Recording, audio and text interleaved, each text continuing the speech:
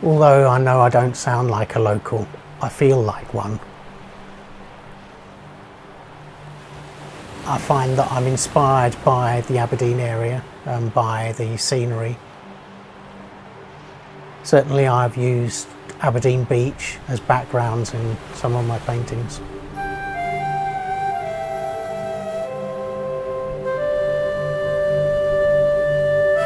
I particularly like this long ribbon of red granite that represents some lava that's oozed out of the ground millions of years ago. It really stands out and it's very colourful on the rock. And I painted a picture based on this, which is called Across Long Slough, and it's part of the inspiration for me in my painting was the contrast between the red granite and the yellow lichens that grow on the rocks here. And they particularly, those two together, compare beautifully against the North Sea here, which is fantastic colours.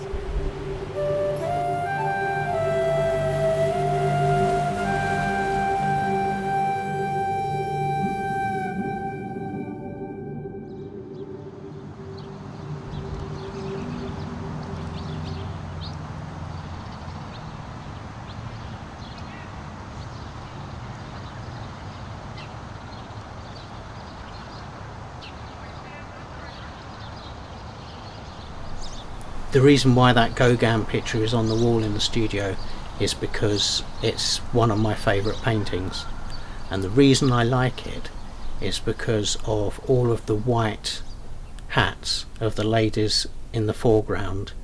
They're all wearing white, but when you actually look at the picture, none of their clothes are actually pure white. I mean, they are blues and pinks and greys. And I find that rendition of a single colour, but not a single colour, is beautiful.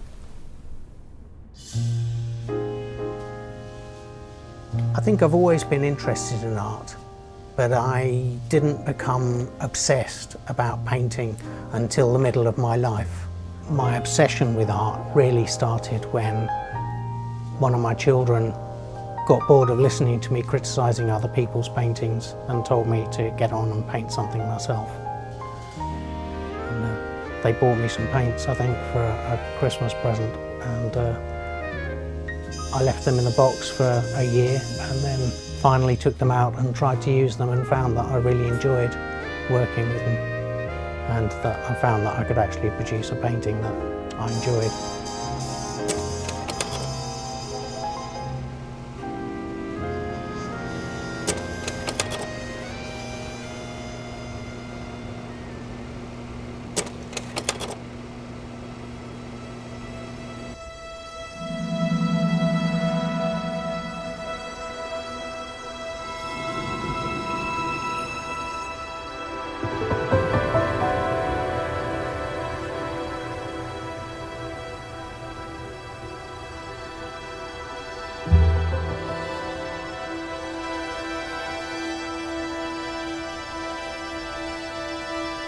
I didn't go on to art college, didn't go to university, and I feel that I'm able to develop techniques in painting from observing the work of artists that I'm interested in.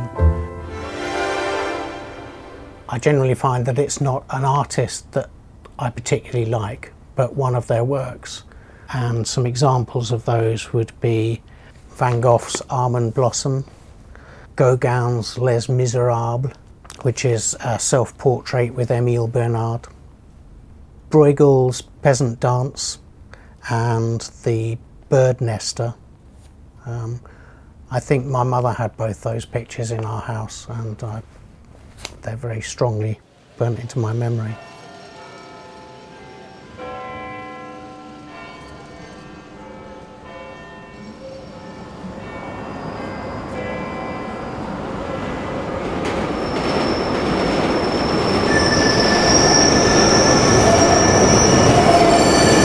So I grew up in Brixton in the 60s, 70s and 80s. Now Brixton seems generally to be remembered for the riots that occurred in the late 70s and early 80s, but my recollections of Brixton are much more of it being a secure and happy place. and I have fond memories of the people and the times.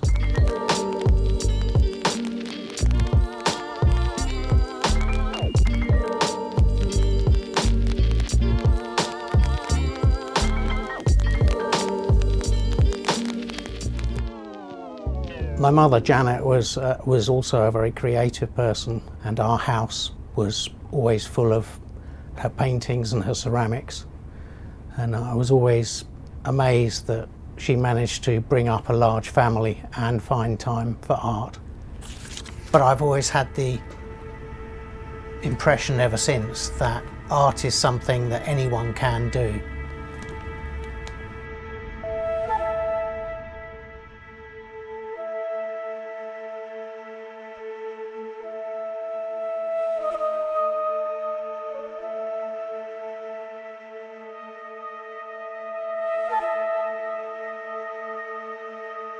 When I started to develop my painting, I was very much focused on still life portrayal of things that I could see.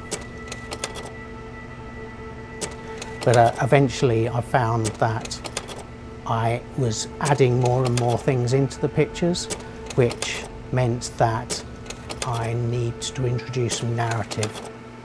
And so many of my pictures nowadays are compositions that involve an interaction between people or animals.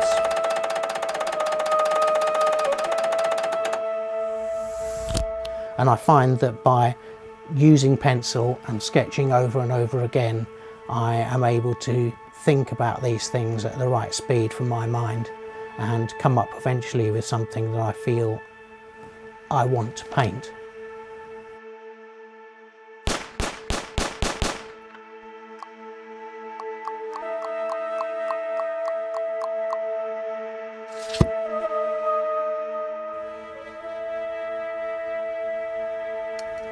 My ideas can come from anywhere, and I don't really know why one idea gets priority over another. I find that I have an idea and I start sketching it, and by sketching over and over again, ideas either survive through to being represented on a canvas, or they just get dropped.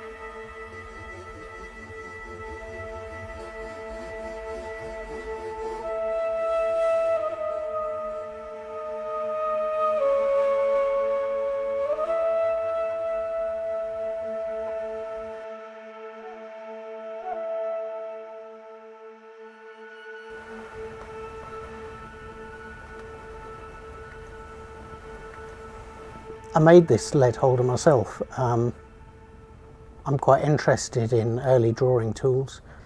This one came from, I think, eBay.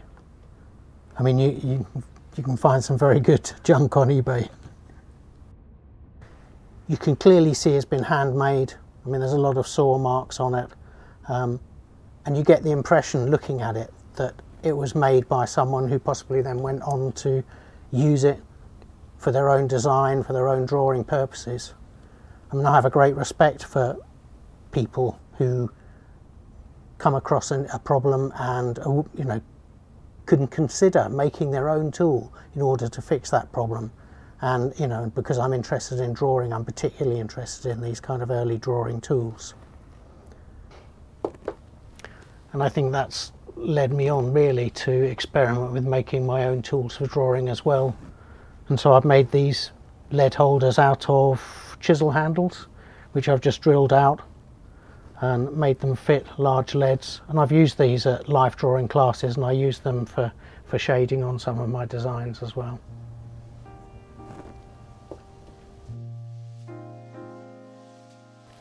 Making canvases is also a self-indulgence in that I don't need to make canvases, but I want to.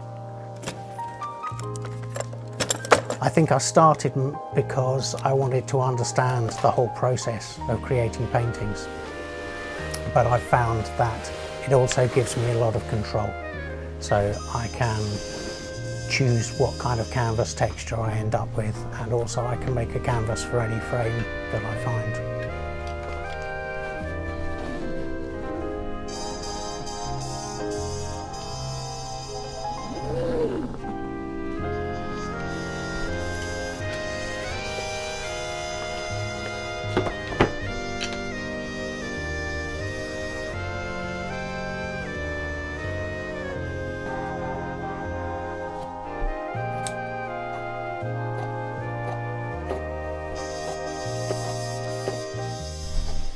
So for this particular picture, I'm going to basically make a canvas to fit this frame.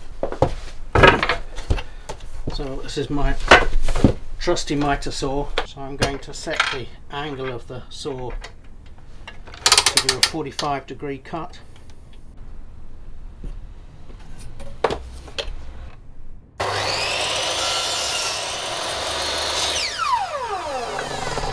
That's my first cut of many.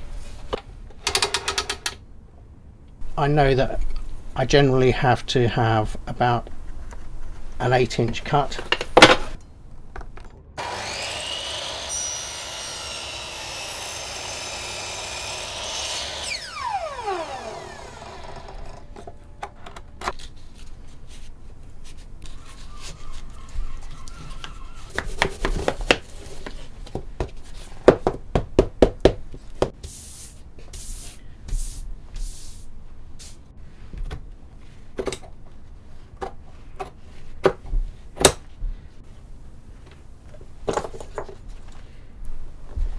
This just allows me to introduce some tension.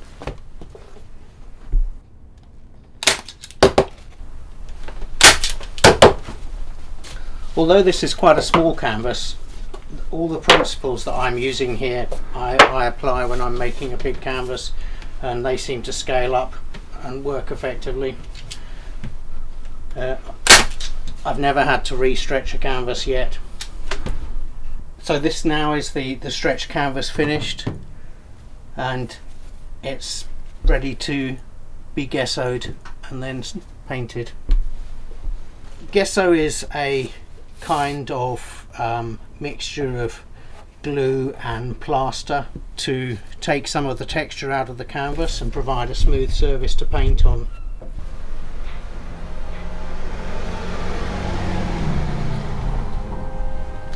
So that's the first coat. I'll come back later and put some more on.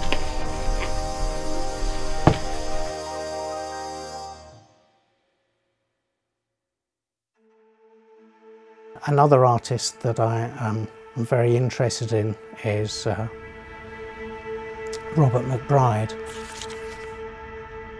I find his work very interesting.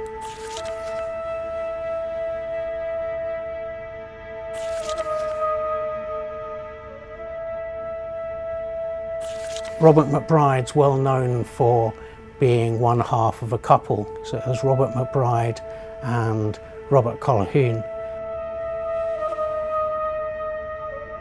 They were a homosexual couple, and they lived at a time when you know, that was against the law. And I think a lot of people were unaware of the closeness of their relationship. I think that was something that they only shared with their close friends. How did you learn about them? That's a good question. I think that it was in Aberdeen Art Gallery. There's a Robert McBride painting there.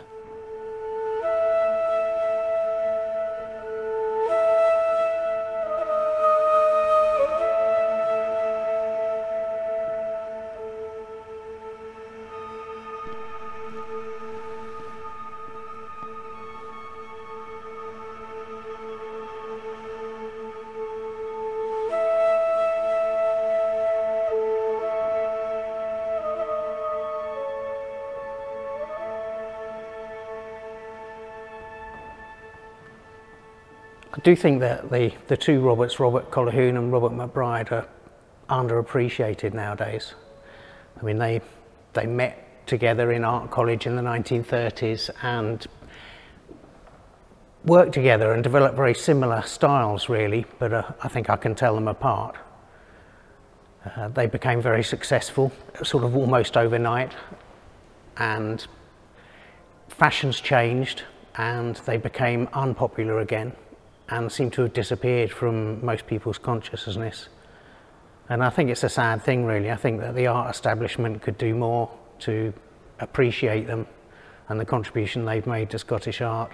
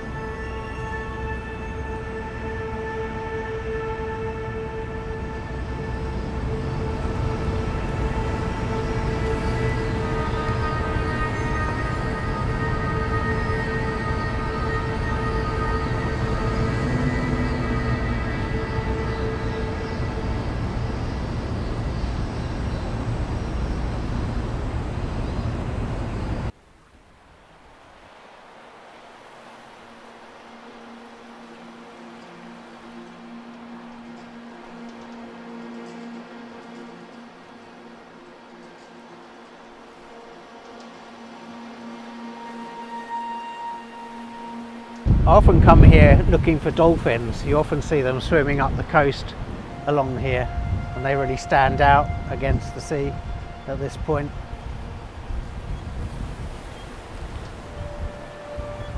And on those days it's really nice to be here.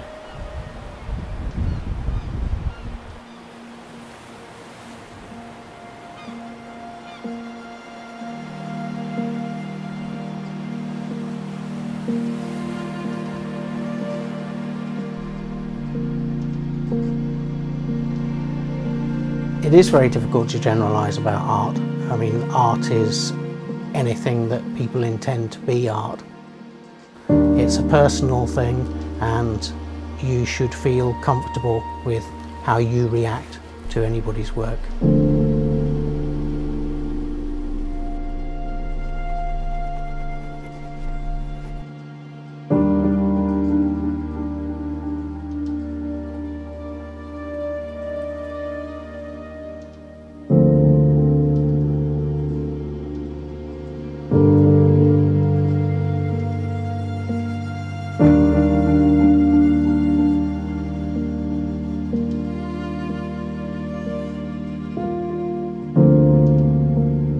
My painting technique is really split into two phases.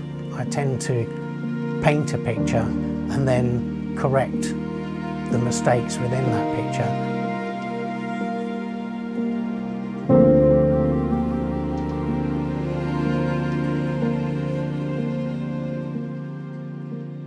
In another sense, you could view painting as one long correction phase.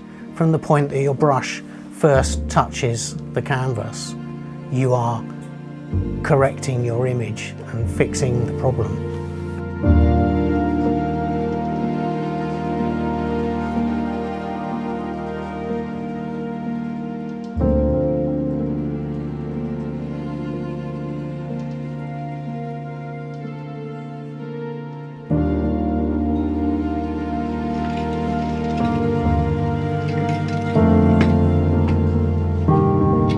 Where there is a narrative in my paintings, it's meant to be obvious. I don't feel that I should explain my paintings, and I feel that if I tried to explain my paintings in any depth, then I would be failing my objective, because art is a visual art form, or painting is a visual art form. I'm sorry.